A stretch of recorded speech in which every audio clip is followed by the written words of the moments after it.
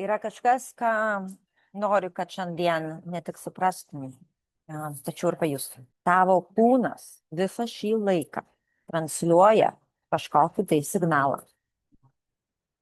Ir realybė į jį atsako nuolat.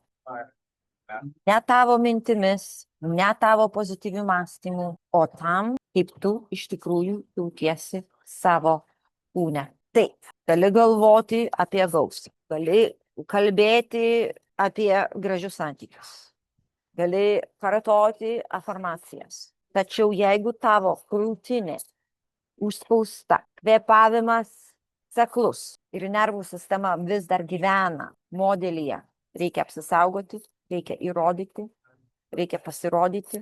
Jeigu šitie režimai įjungti tavo kūne, tu transliuoji visai kitą signalą, negu tu nori transliuoti.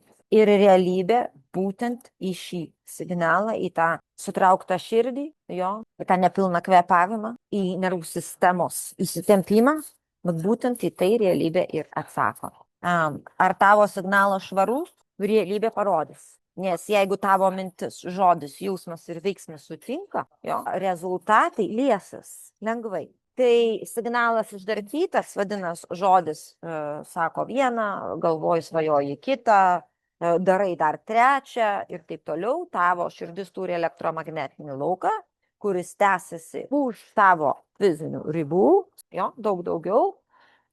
Ir kai jisai išdarkytas, tas signalas grįžta labai nefaini, nemalonus atsakai, irgi rezultatai būna visokiausiai. Išdarkyti, chaotiški, neharmoniški santykiai su pinigais, su savimi, su sveikata, su kūnu, su romantika, su draugais ir taip toliau.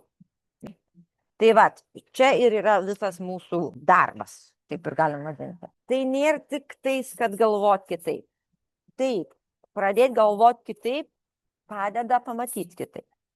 Bet tai nėra apie tai. Tai nėra apie būti pozityvę.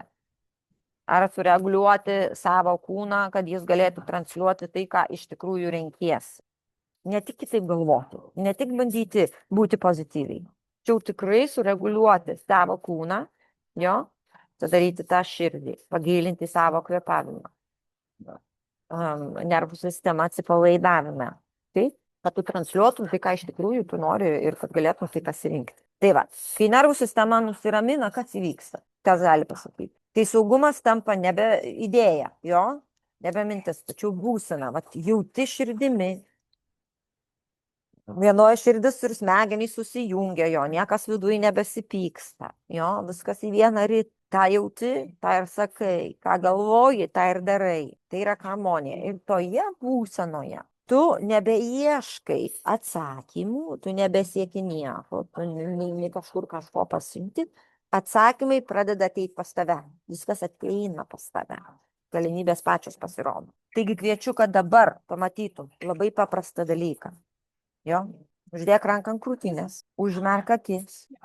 Ir paklausk savęs, ne apie tai, kad ką aš noriu manifestuoti šiuo momentu, o ką aš šiuo momentu iš tikrųjų transliuoju, koks signalas išeina iš manęs, ką aplinka jaučia mano nervų sistemoje, mano elektrobiologiniam lauke. Be filtrų, be turėčiau taip ar taip daryti, jo, tiesiogiai pasakyti savo tiesą. Taigi, va, ką mano jausmai sako visatai, kokia istorija mano mintys dalinasi su kolektyviniu elektromagnetiniu lauku ir nuspręs jūsų rezultatus.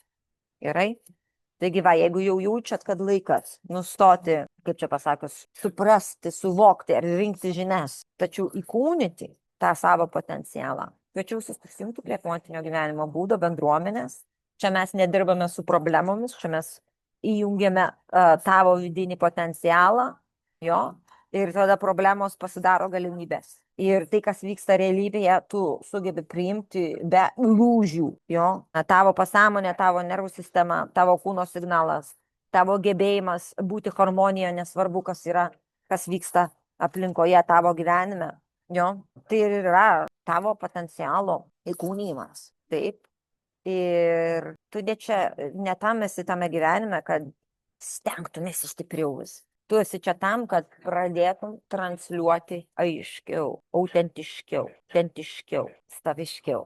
Realybė negirdi mūsų žodžių. Realybė jaučia mus per kūną.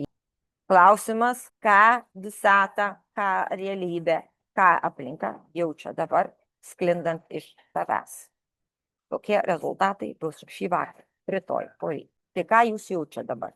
Ką kūnas jūsų transliuoja? Nes kūnas jau pasirinko kažką šiandieną transliuoti. Ar jūs sąmoningai jaučiat, ką jis dabar transliuoja? Ar jūs girdit? Va čia prasideda virsmas. Ir vidinis, ir išorinis.